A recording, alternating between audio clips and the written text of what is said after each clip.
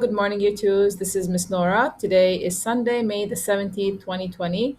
This week, Miss Kelly and I are going to start a new topic in literacy, and it's called inferences. All right, inferences. Now, when I say inferences, it is a higher order thinking skills. You and I know that throughout the year we've been answering lots of questions when we're reading fiction and nonfiction books. Now, inferences is a special skill that makes us actually think more about the book and what the author of the book is trying to teach us and what the author of the book is trying to say. So let's go through the presentation. The presentation is just a quick introduction for today. Remember, every time we're going to have a literacy lesson, we're going to add more. We don't expect you to know it all from the first week or two, but just would rather introduce you to the main skill of thinking beyond the text and thinking about what the author or what the message is behind the books that we read. All right, we ready? Just a reminder that after this slide, we have a video at the end. I would like you all to watch it just to wrap up the learning and the introduction of my lesson today. Here we go.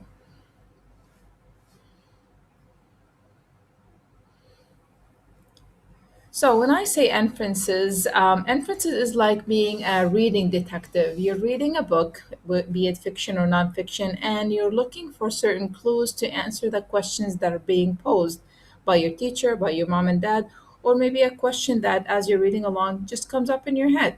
We all have the five main questions that we always know and ask and pose whenever we're reading a book. The five W's and how, if you remember them all, if you name them with me. Do you all remember the five W's and how? The who, the where, the when, the what, the why, and the how. All right.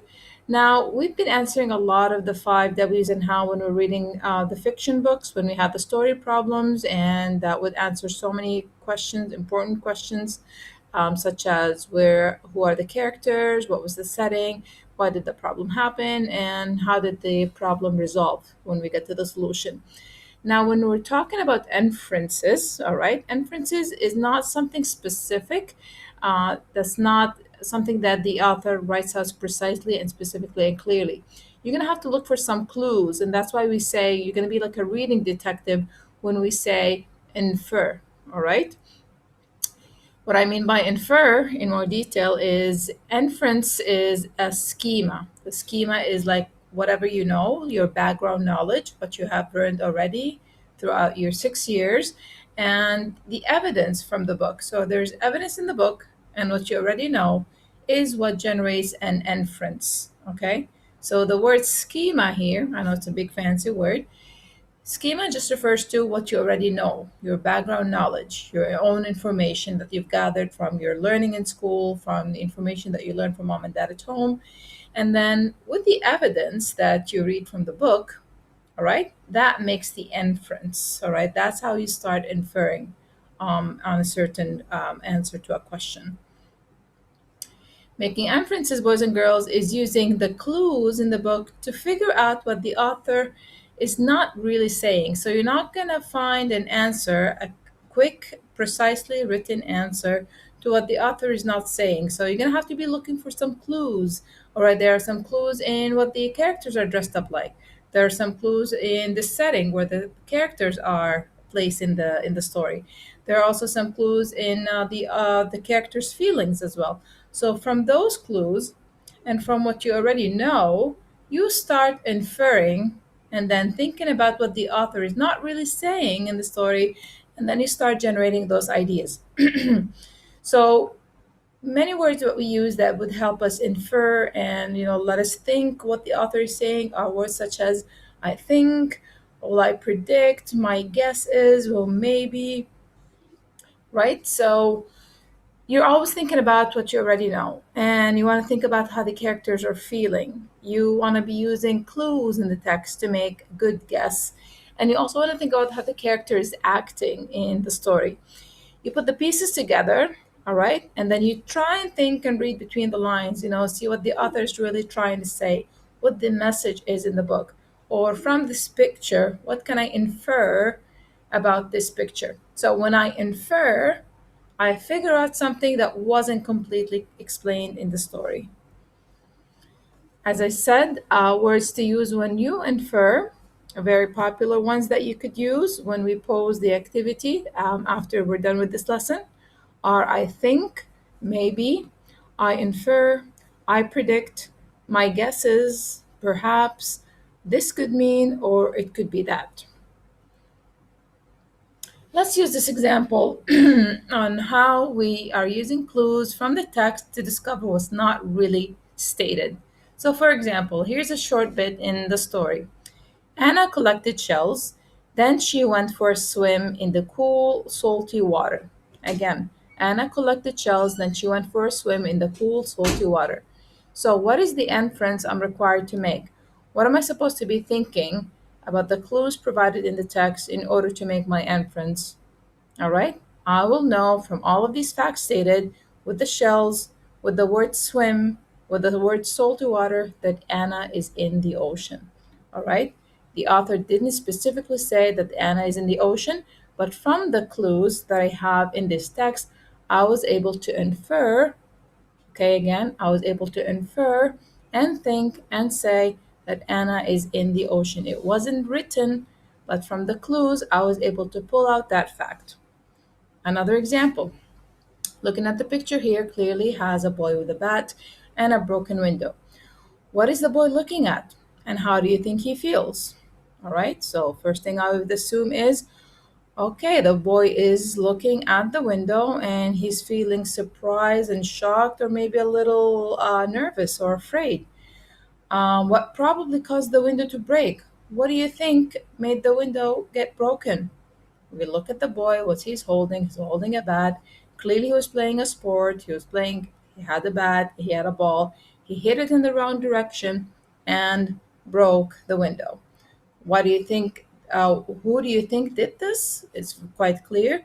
Who do you think broke the window? It's very clear that the boy broke the window. And I ask you why. You tell me, well, because he's holding the bat and he seems shocked. So now I'm looking at what he's holding, so his action, and I'm looking at his face. I'm looking at his facial expressions. All right, that's another clue. And then I'm looking at the window. So he's looking at the window, holding the bat. I could tell. How do I know this happened? Well, the boy is looking upset or nervous at the window that he just broken. As I said, we're just going to watch this video to wrap up the lesson and help you understand what are inferences. Right after this video, boys and girls, I'd like you to complete the activity of what Iggy thinks. All right, and it's very simple. All you have to do is look at the picture and think of a clue about the picture. What do you think is happening? And then you can just either voice comment, or you can just write up your answer, or you can just write it on a piece of paper and take a picture of it all in all. All right, let's all watch the video together. Right after the video, you can do the activity.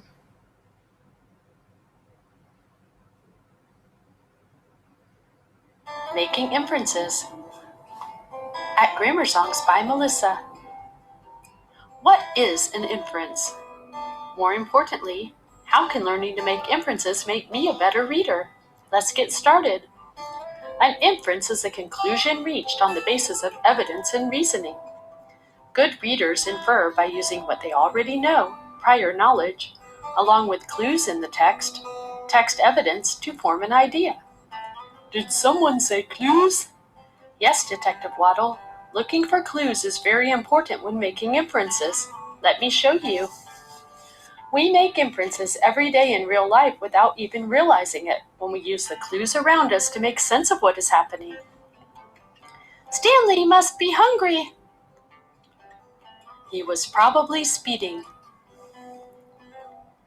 That man is scared. Tony does not like sushi. In everyday life, people combine the clues they see with their prior knowledge. Stanley always cries when he's hungry, to form an inference.